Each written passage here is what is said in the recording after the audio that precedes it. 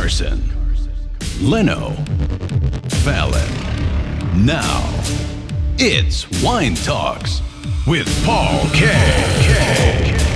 Hey, welcome to Wine Talks with Paul K. And we are at an away game. Well, it's not way away, but we're down in the Laguna Beach on a blustery day to have a conversation with Frederic Castan. Introductions in just a moment. Wine Talks, of course, available on iHeartRadio, Pandora, Spotify, wherever you hang out for podcasting.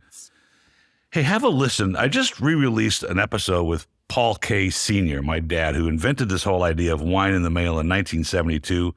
I got a chance to sit with him before he passed a few years ago to just reflect on entrepreneurship, business, wine business. He was a pharmacist by trade. He was an immigrant from Cairo.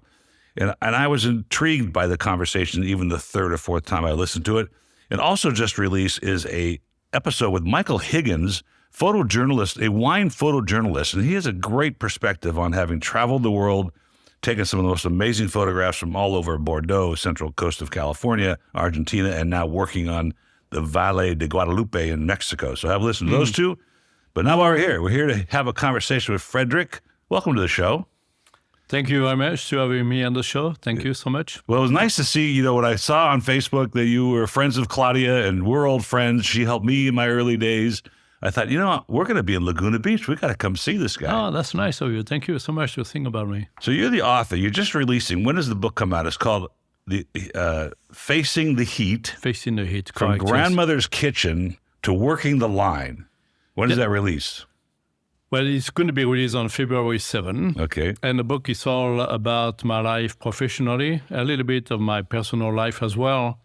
And the reason the book was done is to kind of make aware of the young cooks who go to school that is not always all glamour in the field.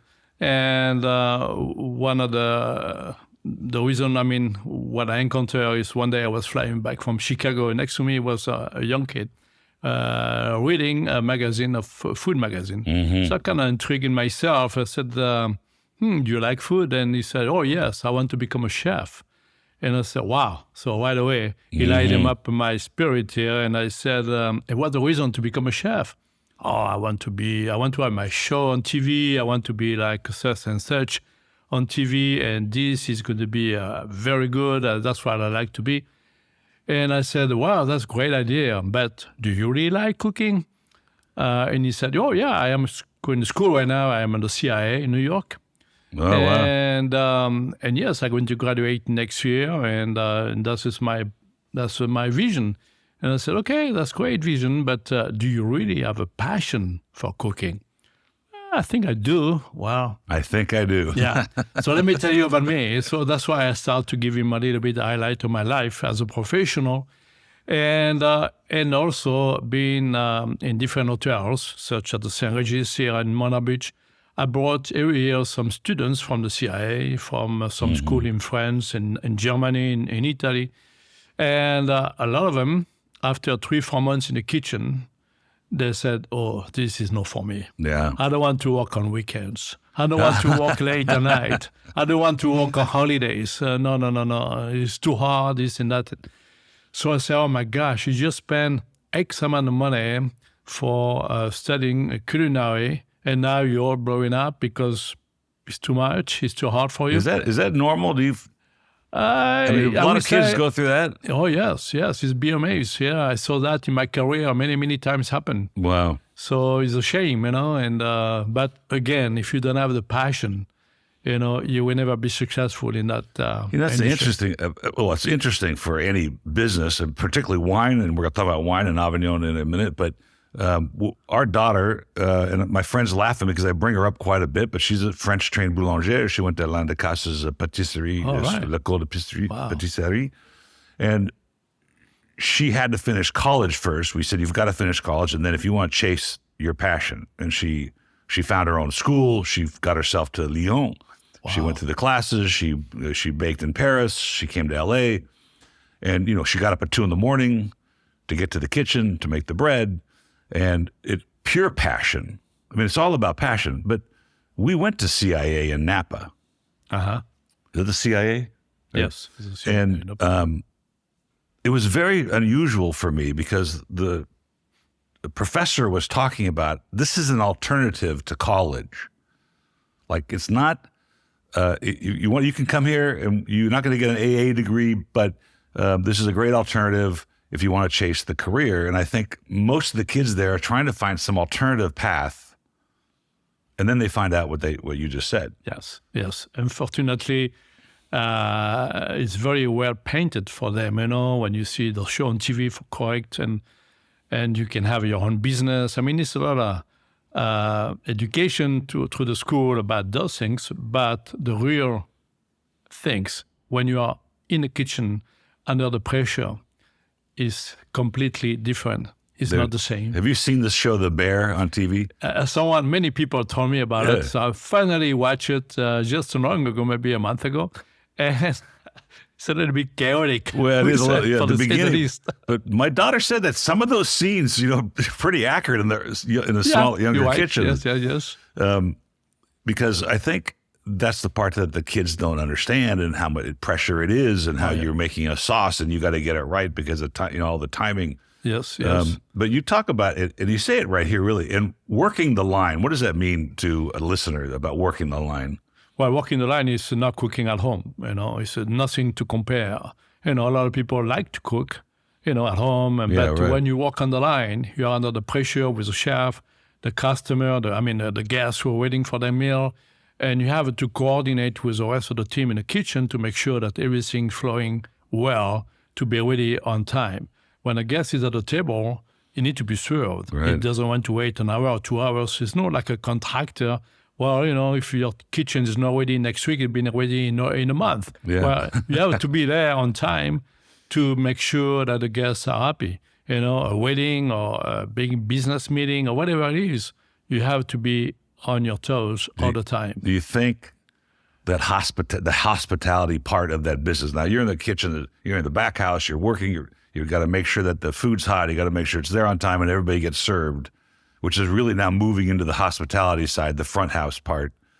Do you think people miss that point when they start in this career? Like, this is about serving people, it's about making them happy? Many times, yes. Yes, they don't have that sense of what you need to be, always smiling in front of the guests, always say, sure, yes, ma'am, yes.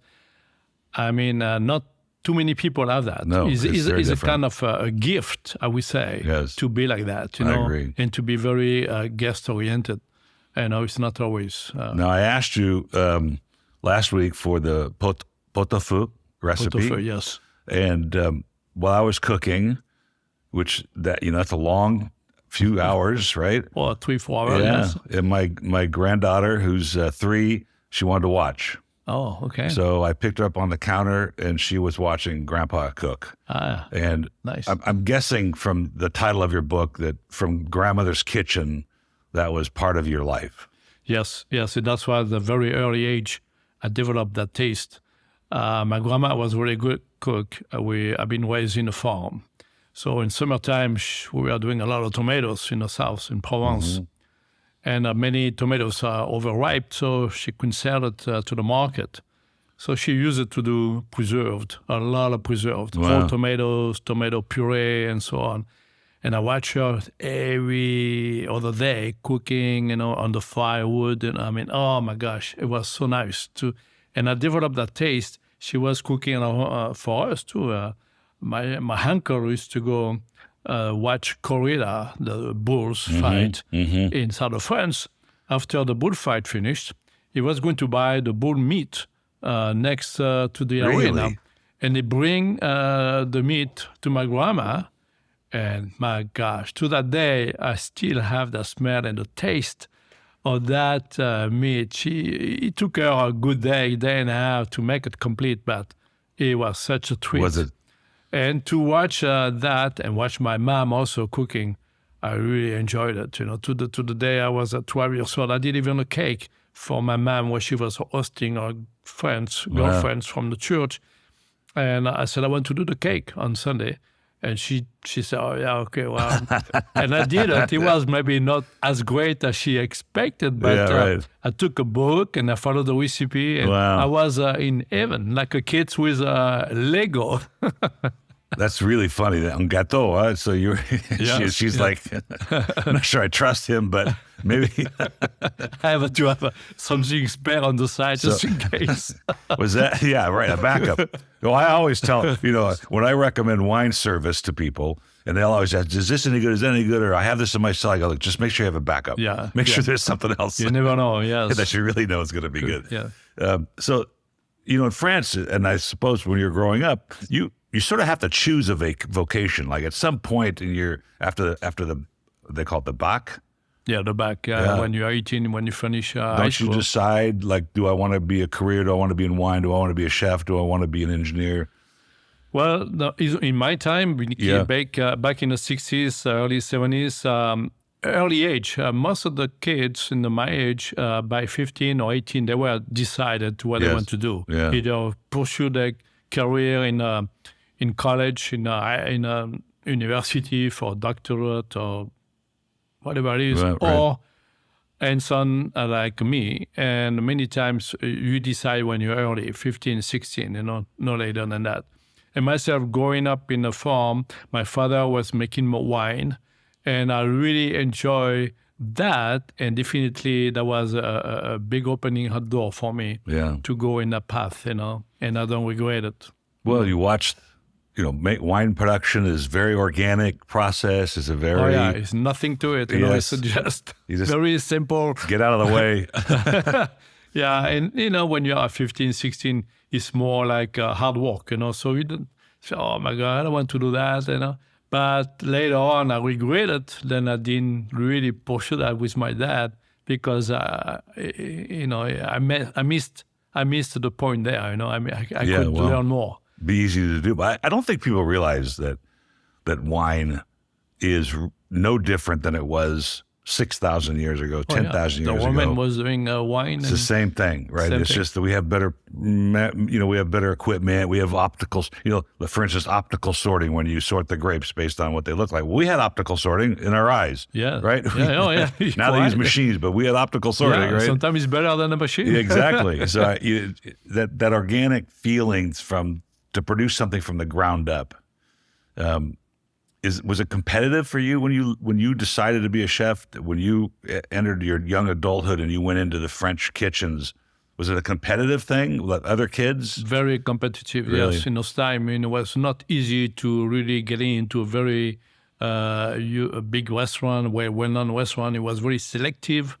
You have to really perform the top in order to be admitted in those places. So it was very competitive. And thanks God, when I did my CAP, which is a certificate to become a professional, or EFAA, which is an examen when you finish your apprenticeship, both of them finished first in the whole southeast of France. Wow! So that was encouraging for me very much. For sure. I said, wow.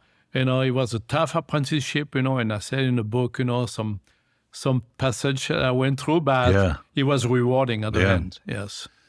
Because cuisine is different than in France.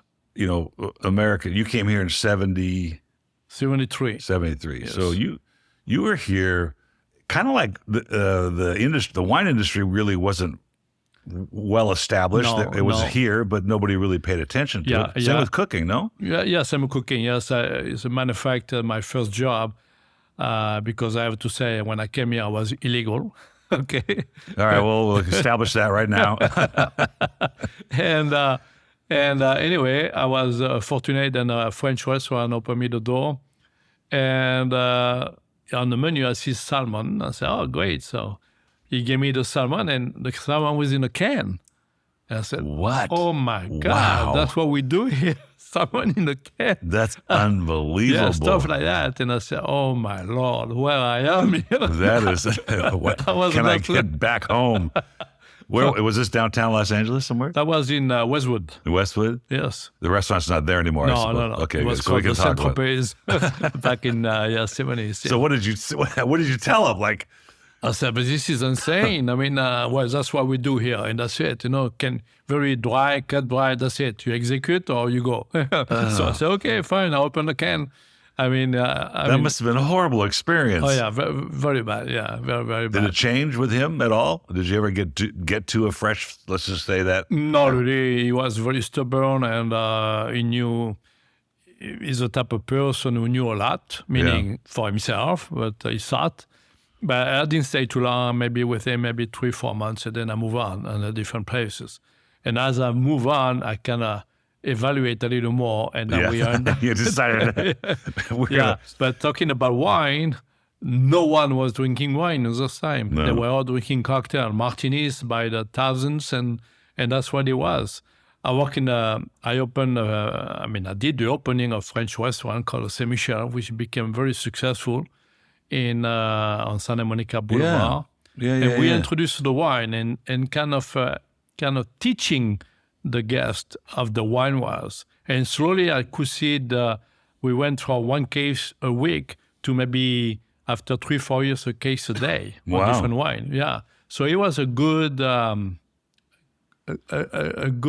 would say way to teach those people how to drink wine, accompanied with different meals, It's interesting because wine consumption, I don't know if it's because of the aristocracy of wine or the unapproachability that people have or the fact that people like me swirl and sniff and they make a big deal out of something, but every nation is got its own curve to learning. Now, America's gone through it, and now we won the Judgment of Paris, and then all of a sudden things took off. But there are Asian countries now that are just getting to the beginning of that curve, that don't understand fine wine or with food. Yeah, they don't know how to pair. They don't know which one is go with well with that the meat or this or that. So it's an education. I mean, it's oops, sorry.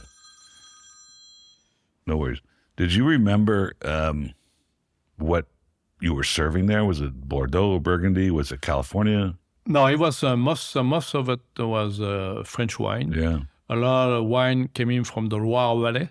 Oh, wow. Yes. Yeah, we have the Entre-deux-Mers. I remember very, very, very dry, green wine was a kind of just close to Nanterre, it's Entre-deux-Mers, they call it. And then as you go down the valley, the Rhone Valley, the Loire, then you have other wine a little more, so like the Sancerre. We're going through different other wine. So that was a good sales, more white. I remember we were selling maybe 3 bottles of white for 1 bottle of red. Yeah, that's the other path that happens. Yeah, and then the Bordeaux. On the red was the Bordeaux. And that's it. Not much when we present, I'm from the Rhone Valley, the Châteauneuf du Pape.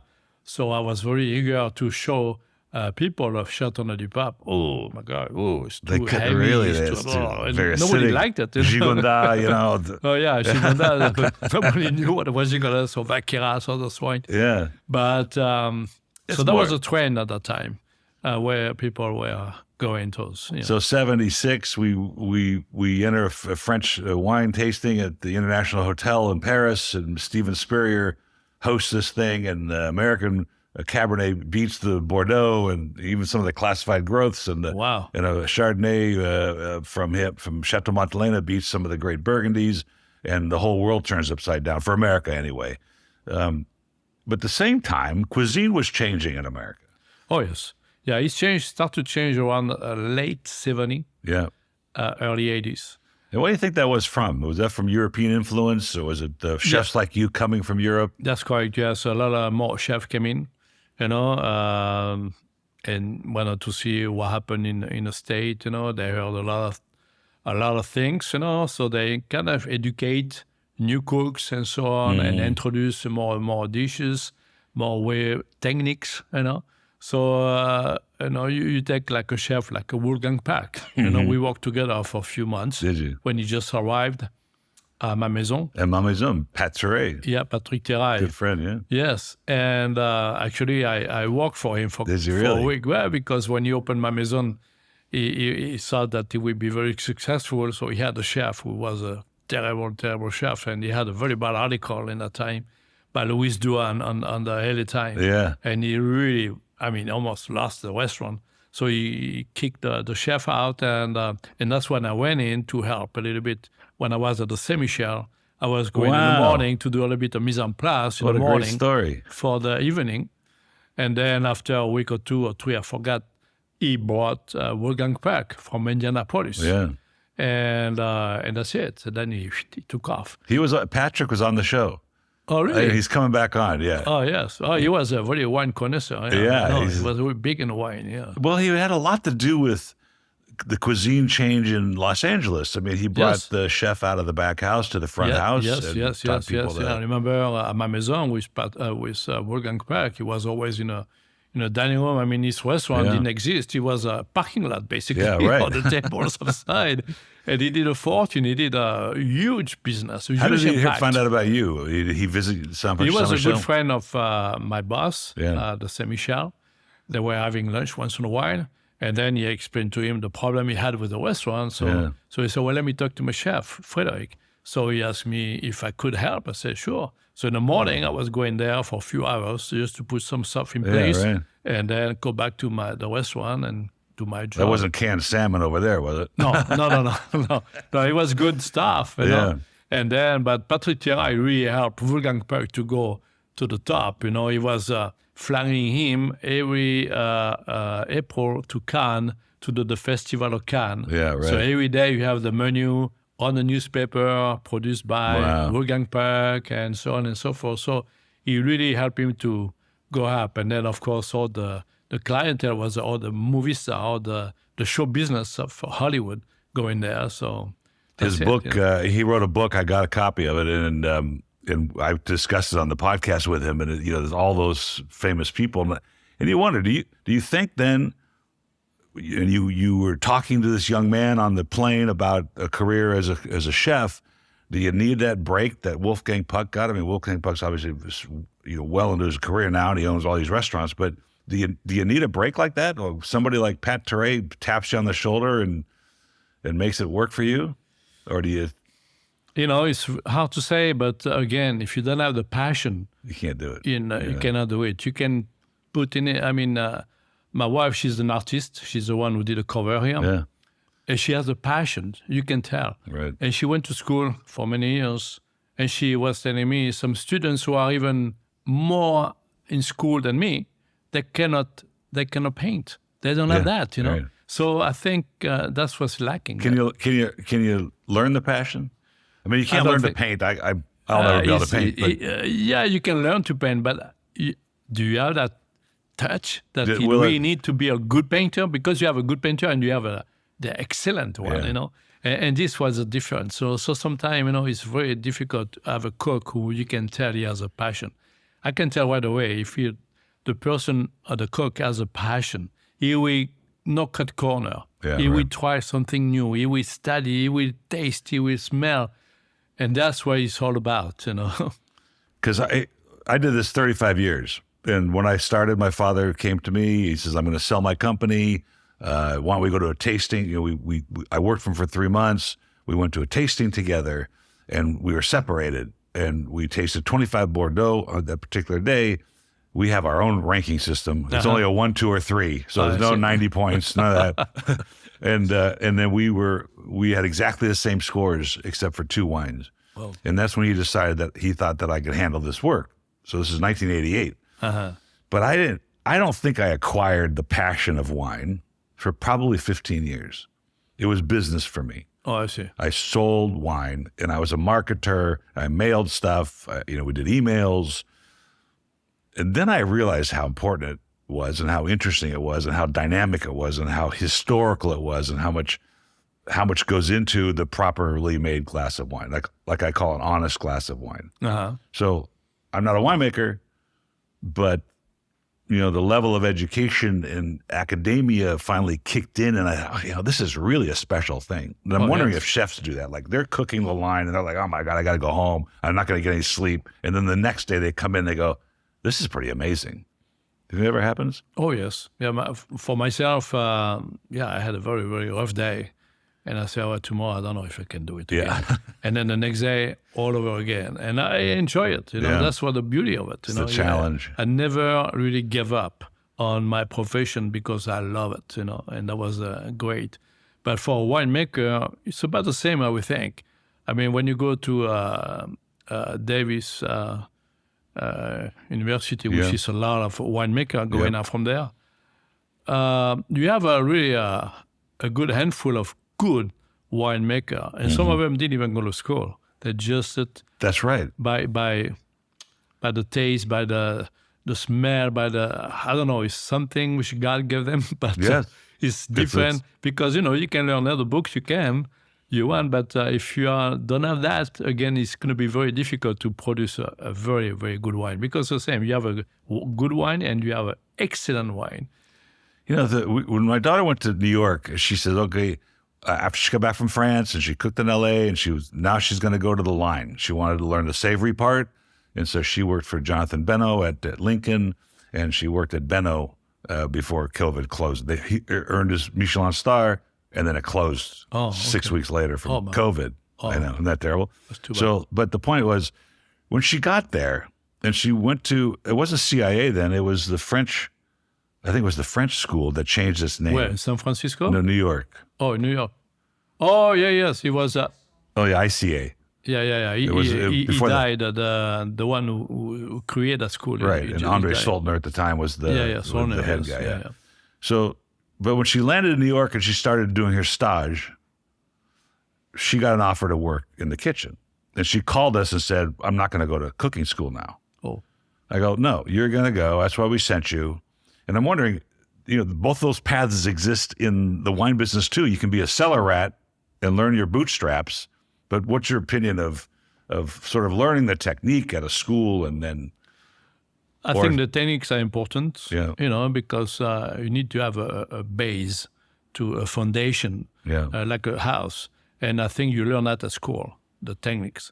But having those techniques implemented on the workplace, like a restaurant or hotels, I think that is as much as important. Because you can have the techniques, but if you don't have the implementations and the way to mix, what you need to do for the recipe or for the wine, the techniques wouldn't help you. No, right. So you need both. And the techniques, school is important. It's important. Yes. Were you a yeller? Did you scream a lot in the kitchen? Yes, I did. I learned my lesson.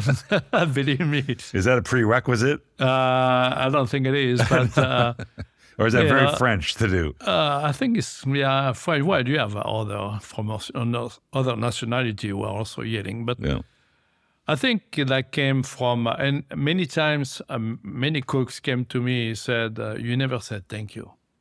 Really? Wow. And I learned that it's simple. My wife told me that many times also. Yeah, well, but I've heard that. At work, when I was an apprentice, the chef would yell at me if I did something bad. Yes.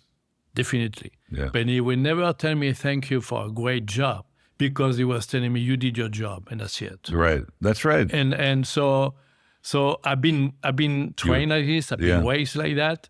And I apologize to my team. I say, I'm very sorry for not thank you guys enough because I know how hard it is and I know how much you worked, but you have to understand my background and the way I've been raised up and when I brought up in the kitchen, which never a thank you. Yeah.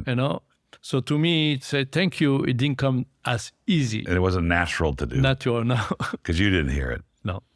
Well, I think that's not unusual in a lot of places, but in the kitchen, you'd think, God, man, you're earning your stripes, right? You're earning your stars there, basically, the Michelin stars, but different stars to the respect. And I think it comes, respect for the job, if I'm on the line, is performing the best I can do, because I think the passion you're talking about is, even when I made dinner the other night for my friends, the pot-au-feu, was I want them to go, wow, because I put the time and energy into it. You're right. They don't have to thank me. They'll thank me when they look at their expression on their face. Yeah, that's the best reward. Yeah. Some people will wait for the restaurant, some money, some tips, whatever. To me, if the guest is very happy and say, wow, what a meal, that's it. It's a huge reward. Oh, yes. Yeah. This is worth all the money you can get.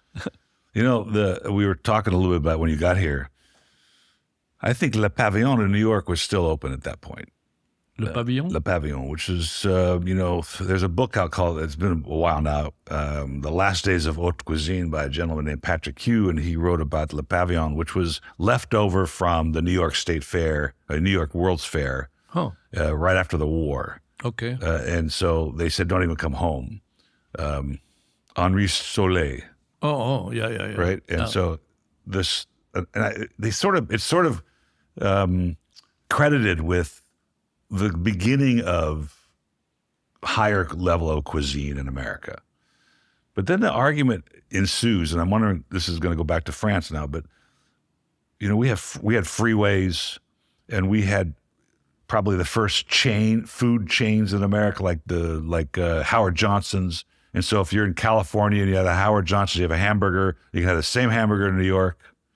And sort of America kind of lost its boundaries of food. The cuisine got blurred. You can have Texas barbecue in New York, and you have clam chowder in California. Yeah. But in France, it's a little different. Well, in France, they keep their, they call patrimoine, and they make him value where they're coming from. The Provence, the cuisine from Provence is kind of unique from Provence. You go to Normandy, it will be a different cuisine. You go to Alsace, it's still that cuisine a little bit more heavy, a little more from Germany, and they are very proud of those cuisine, and they don't want to change. That's what it is. And if you go to Provence, you don't expect to eat something from Alsace or from Normandy or from somewhere else. You are there to eat the cuisine from Provence.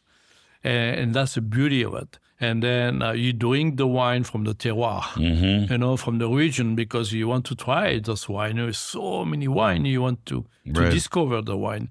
Instead to be too much focus on your food or your wine, and you go to, in France, okay, I want to drink California wine.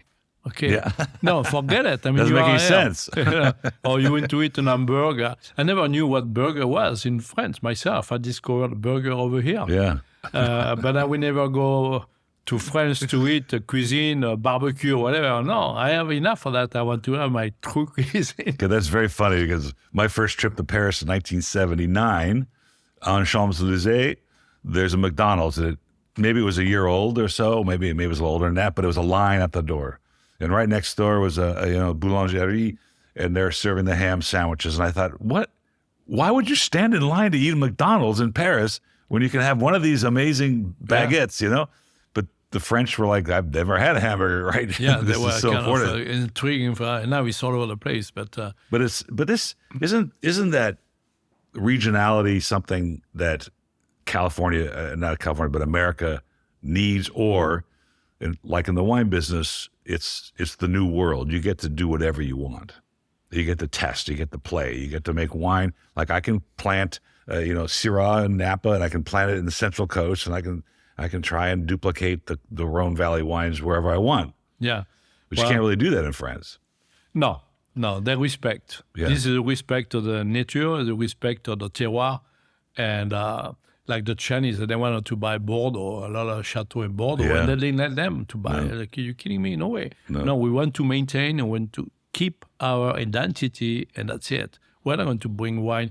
It happened that they brought wine from Algeria in some years to kind of mix it up with the Bordeaux to give them a little more. And they got caught, and that was a huge bad, for the Bordeaux.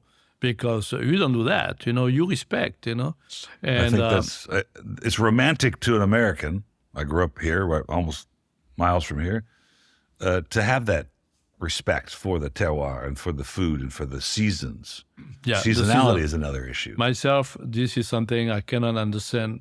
Why you're so used to eat tomato in January? Come on. Tomato are so bad, So enjoy what the nature has to offer, and you'd be delighted. And I was brought up like that. And to me, sometimes I don't understand why we are peaches I know the peaches coming from who knows where, South America, but they are 3 months on the ship, and they're green. They don't have a taste. Wait for the time, and there's so many other things you can enjoy, And when I was creating menu, I was always focusing on the seasonal. I think it's critical. Well, don't you wonder? And this is my favorite analogy, don't you wonder why that truck full of tomatoes that's coming down the 5 freeway, why aren't the tomatoes at the bottom smushed? Right? Because they're like rocks. They have no flavor, right? Like a properly grown tomato. So how do you do that in America? How do you cook seasonally at a restaurant like? You ended up. Was your last gig at the Anaheim Hilton? Is that yes? Yeah. Well, the last one I didn't even put in the book, but I was at the San Diego Yacht Club the last year. But I was helping him to relaunch the club because they closed for COVID. But anyway, yeah. So otherwise, it was a Hilton and the St. Regis, and of course, I have to bend myself. I have to go with the flow, like we say, because I cannot. It's not my own place, and I cannot change that. If the guests want to have a tomato salad in January, well, I said, okay we have your tomato salad, but are you going to have the same result? And the sad part is, even in July, I was very disappointed with, the way the produce are and so on. I got so mad one day. One driver, poor driver, I'm sorry, you're not the fault, but he brought me, I remember, for a wedding, peaches in July. They were hard like rock. I couldn't even bite on it. And I said, are you kidding me? We are in California, in a garden of the United States, in the middle of the summer. You cannot give me a peach as the taste as a peach, know? So he come back the following day with the same peaches. So I got so mad. I took the peaches and I... So anyway, but this is something, business. It's all about business. So that's... about the money, about what it is, It's unfortunate. I ask this question about the winemakers all the time, and it's a very difficult question to answer because there's really no theory. There's no way of putting yourself in this position. But let's just say in wine, if profitability was not part of the equation, let's say that you can make whatever you want, whenever you want, how much different would the wine be? For me, clearly the shelf at the supermarket would be different. But then, you've got to create wines that people are buying because it's profit. So you make these sugary things and you put them all over the place. I mean, Dow just sold for $1 billion, and they make this big over-extracted fruity thing. And so corporate cooking has to be sort of the same way. Yeah. Unfortunately, that's what it is. The bottom line and the guest, that's what they want, and you're cooking for the guest. You're not cooking for you. Yeah, right. At the end of the day, you gotta do what they want. Otherwise, you close your door and you go home. So there's a video online somewhere with Nancy Silverton, and she's basically the truck is open and the guy's bringing out the peaches or he's bringing out the basil, and she's yes, no, rejecting it all, right? And I think that's a very important to make sure that your food tastes the best. Yeah. There was a documentary that my wife and I just went to called Menu Plaisir, and it's about Trois Gros. Oh, les frères Trois, yeah. It's 4-hour documentary. Wow. On which, where did you see that? It's in West LA. It's probably still there. You think it's still there, Sandra? It's in the movie theater? Yeah. Oh. So it's a very famous documentarist, Wiseman, and we were just there a few weeks ago. Pierre, I met Pierre Trois Gros, that was maybe 30 years ago. So here's the deal. This goes back to what we were talking about. The documentary, there's no voiceover, there's no script. It's strictly the camera angle and the conversation amongst the brothers and the staff on service. But they go to the farm where the cows are. They go to the farm where the fromagerie where the cheeses are aging. They go to the farm where the chickens are to lay the eggs. And what I kind of came away with that, besides just, I watched the whole thing. I didn't even fall asleep. 4 hours. 4 hours. Wow, I'd like to see that. She's going to look it up.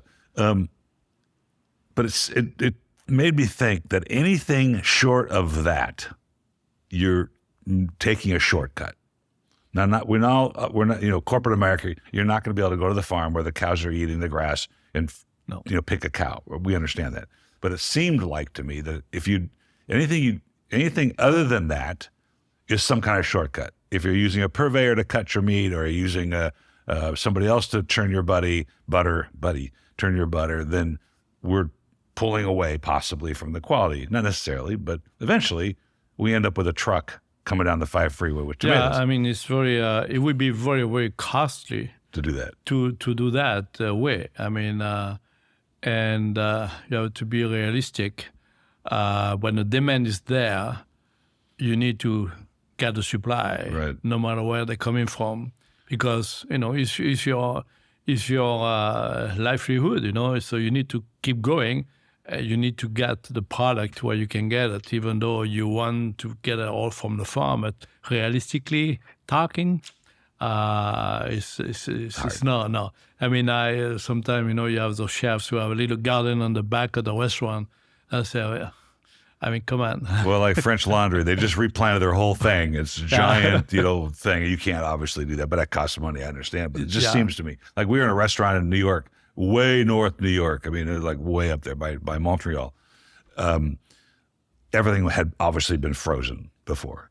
The chicken wings, the steak, everything had been frozen. And so there's a complete opposite of the Trois Gros experience. And so somewhere in between there, I suppose there's profitability, right? And better cuisine, right? Definitely. So what was the biggest change for you in the last few years? Let's say a few years, and then also going back to the 70s. Was it the level of service, the level of the purveying has increased? How about consumers? What's been happening from your point of view as to cuisine in America like that?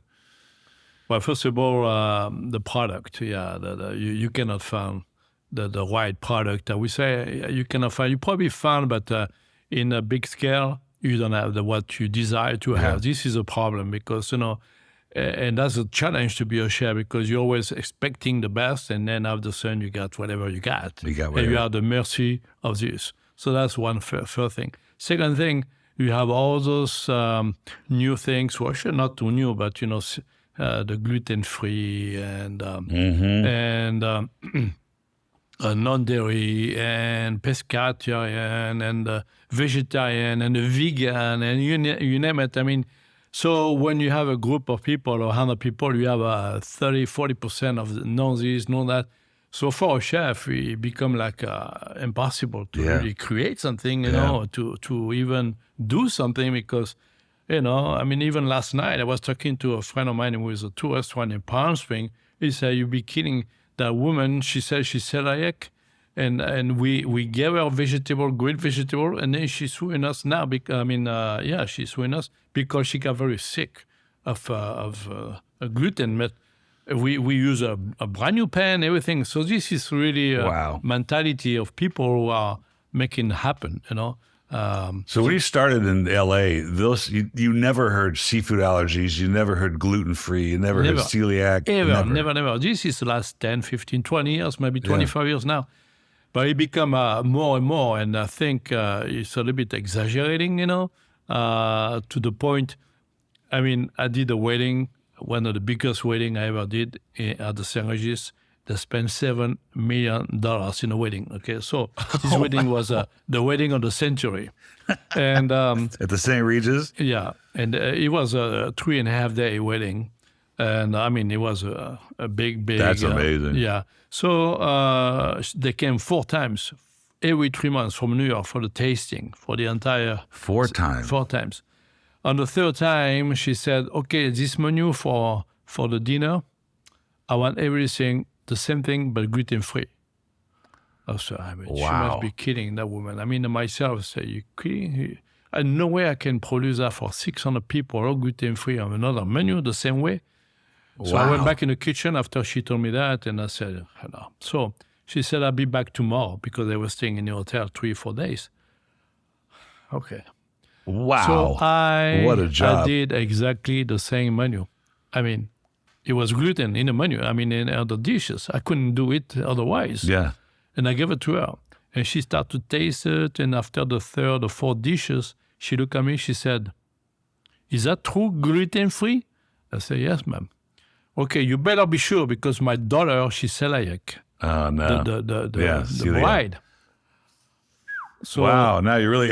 I mean, I look at that woman and say, yes, I couldn't change my mind. No. I went back in the kitchen and said, well, too bad. It's too late now. I'm not going to change it, So we go for it and nothing happened. So this is really to tell Wow, me... that was pretty bold on your part. Yeah, well, it's like a poker, where you play poker. Yeah, exactly. A poker face.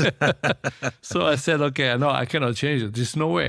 I mean, impossible. No, you can't do that. So I did it, and she went That's through. amazing. And That's amazing.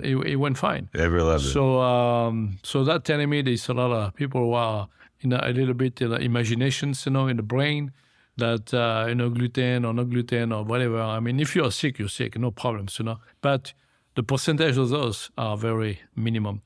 I actually went on I thought maybe, I didn't think I had celiac disease, but the other things that come with, potentially eating flour like that. So I changed my diet for about, I don't know, how long is that, about 2 months? First of all, the bread was horrible. You can't eat it. And it did nothing for me. It didn't change anything. I felt the same exact way. Yeah. So I went back to doing it. What about you told me about the consumer. What about the responsibilities in the kitchen? Has that model changed? The one thing that impressed me about the pastry school in Lyon was the cleanliness of the French kitchen and the respect for the kitchen. In fact, we went to Orsi, I think it was. Orsi, in Orsi. Yeah, in Lyon. And the kitchen was 30 years old. It looked like they had just installed it. Mm-hmm. Why is that with the French kitchen? Because this, again, is a respect of what you're creating, the food, what you work on. The same with the uniform. We see rarely in France a chef with black, with all kind of flour on the pants. I mean, it's like a clown. Yeah, right. This I always learn. You got to respect. The white show the cleanliness of your kitchen or yourself, the grooming, and that reflect on the food, okay? So you cannot walk in a kitchen where you have debris all over, greasy table, pots and pan, Yes. No, this is no way. So in France, is the respect, and they have a visit to her department very often, and they check every details, and under the table, in the corners, everywhere. And the apprentice, the young kids, after this is your duty to make it clean. I went through that for a good half hour, 45 minutes after finish my shift. Now we got to clean the kitchen from the stove to the floor, to the tables, and even helping the pot washer to wash pots. You got to know how difficult it is to afford this Of washer. course, you're right. And until then you understand and you respect those people. And that's why the kitchen in France is more like a symbol. You don't trash That's it. a good word, symbol. Yeah. You don't trash the kitchen, you respect. No. We went to dinner the night in our hometown here, Monrovia, and the food is very good. It's a nice restaurant. That's finally something interesting, creative. But I walked by the kitchen, and I was so disappointed because having watched my daughter and what she's learned about cleaning kitchen, and I was a line cook. I was the only line cook at a restaurant for a summer, and he was an Italian owner, and he was very concerned about the way I kept the kitchen. That's why I learned, even though my wife doesn't think I do. But My wife, she doesn't like it was so important for them to have a clean kitchen. But it tells you so much about the training, and maybe that's where the school has a difference, because I think at Alain de Cassa's patisserie school, they were cleaning that kitchen like 2 or 3 times a day. Oh, yeah. They would stop production, clean That's the it, kitchen. Yeah, I mean, in this country, they don't understand that. I wonder why that is. And why? Because they don't have the same philosophy. They don't have the same approach, And when you tell a cook to stop because they're walking on stuff on the floor, they're peeling and this, and they keep say, hey, look around you. Look like a pig, I'm sorry to say.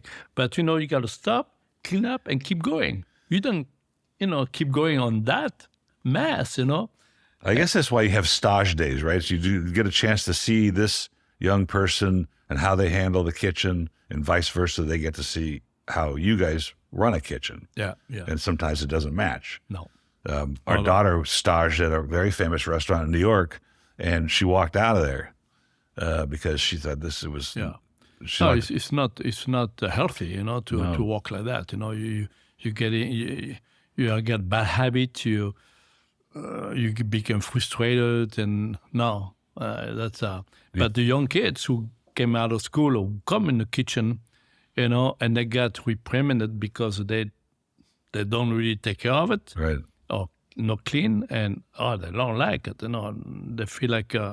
What are you telling me? I mean, well, this is the first thing you got to learn, how to be clean. It seems to me, post-COVID, that finding these kids that, I think COVID taught us a lot about working, and people want to stay at home. A lot of people did not come back to hospitality. No. They realize how hard it is. And you can see now that the people that are being hired haven't been trained.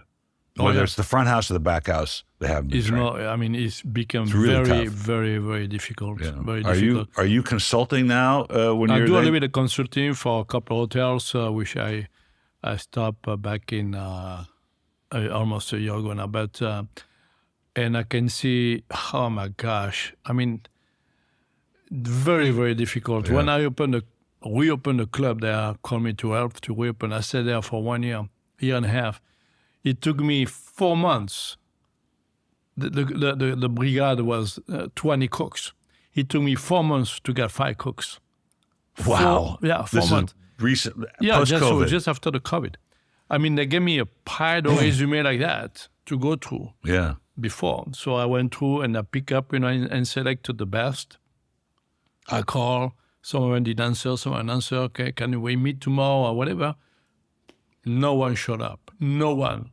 So I said, oh my God. So I went through every resume. I said, well, I better call everybody now. Well, somebody's got to come in. Yeah, and then finally, they showed up. But oh my gosh, you'd be amazed what I interviewed people for. That was awesome. And there's no talent. There's no nothing, expression. nothing.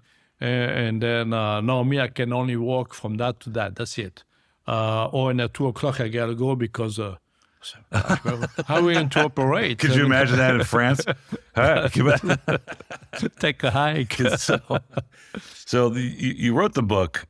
Yes. To do what? To tell people about your story, to tell people about the industry, to tell people about just this, stories of the kitchen. What? Yeah, the story of the kitchen. That's the best way we can describe it. To alert those young cooks that is or not glamour upside there, but also the tenacity, no matter what happened. And, it happened a lot, when you read the book.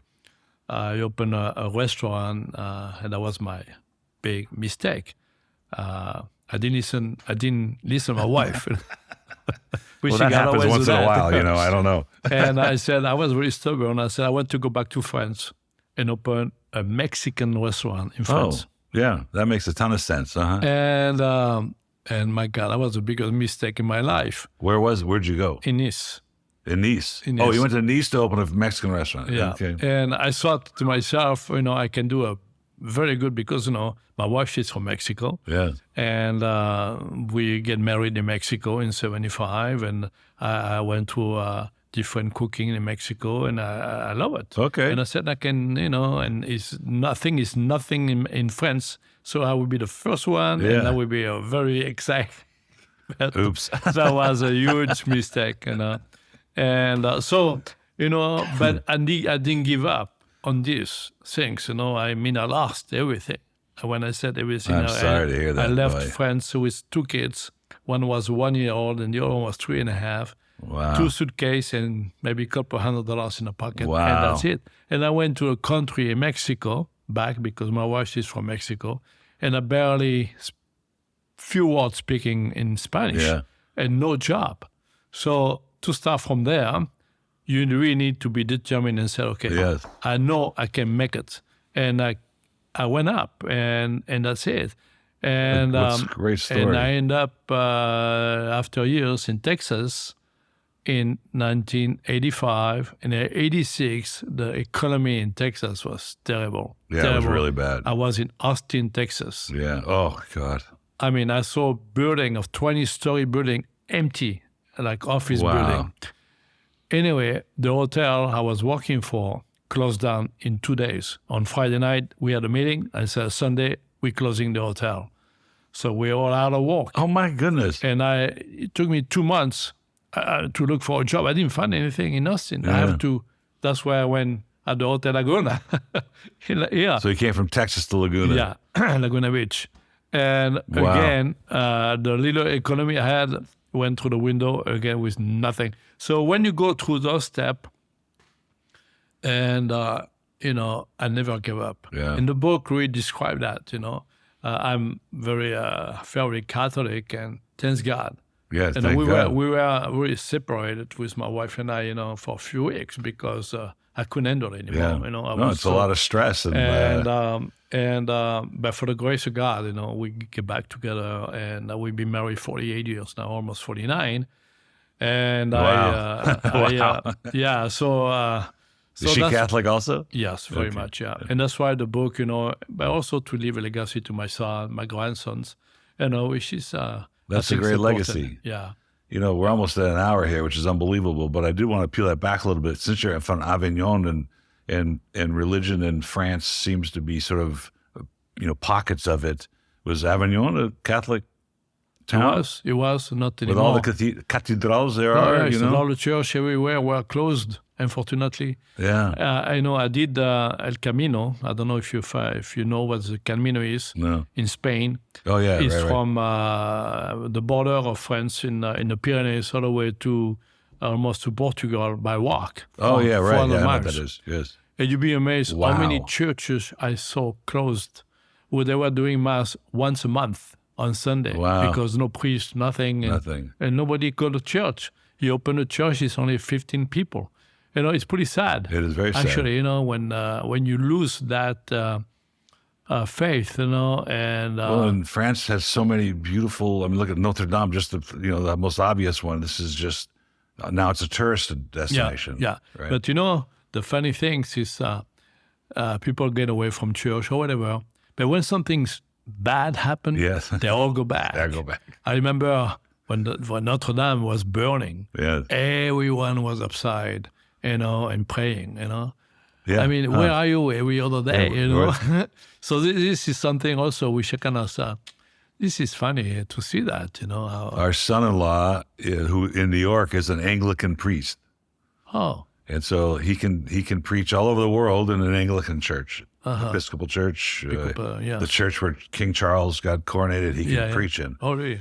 And he has reciprocity with the Armenian Apostolic Church, which like I said, we're Armenian, so he can preach in an Armenian church. So we're trying to get him to come to L.A., get out of this Potsdam, New York, and maybe preach in an Armenian church. Yeah, why not? Sure, that'd be great. You're right. Everybody, and it's interesting because even New York, which is this little town in Potsdam, it's a godforsaken place. 30 people come to service, which is normal for them, and Really? that's what they do. But his calling was to go there and to help people in this area, and Yeah. maybe change a few minds. So Yeah, you're right. Me, myself, since I'm retired now, I dedicate myself to help, to give back to the society. So I go do some meal for the homeless, Wow. one or twice a best month. meal they ever had, huh? You're right, because they always find, we gotta go there. Yeah, the and chefs actually, out there.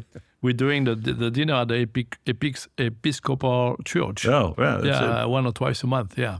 So Wait a we're minute, helping Santa, out. we need to tell Jonathan about the Laguna Episcopal Church. But He's this very one is in Laguna conservative. Niguel. He's Yeah. very conservative here. Well, this is an hour, and this has been fascinating. I think we're going to have to do it again one day. Sure. And I'm going to read the book, and then that'll give me some more stuff to talk about. But it's been fascinating to hear your story. Well, thank you very much for having me here today. It's great to kind of share some of my story and, my knowledge or whatever I can. I look forward to more stories, and I'm going to have to email you a couple of times. Like, you helped me with the pot-au-feu, and so I'm trying to master the 5 mother sauces. I've got bechamel pretty much under control. Okay. I tried to make espagnol, and it was horrible. Velouté, of course, just a derivative of bechamel. Hollandaise is a little trickier. So I'm going to be... Hollandaise is kind of, you got to really cook the eggs Yeah. white. And Gotta be perfect. And the temperature is also not to see. The butter need to be white, not too hot, no cold. Has to be white. Well, we were instead of the pot-au-feu, which Joachim told me, he goes, I called him. I said, look, I want to make this viande en brioche, so it was make the brioche, and called my daughter how to make the brioche dough. And then I called him and he goes, that's a pain in the ass. Oh, yeah, it is. He goes, just make pot-au-feu and you can just do it. Pot-au-feu, you can do it. So anyway, thank you for coming. My pleasure. Anytime, Cheers. if you want me back again, let me know. Of course. It'll be a pleasure, Thank you. My pleasure.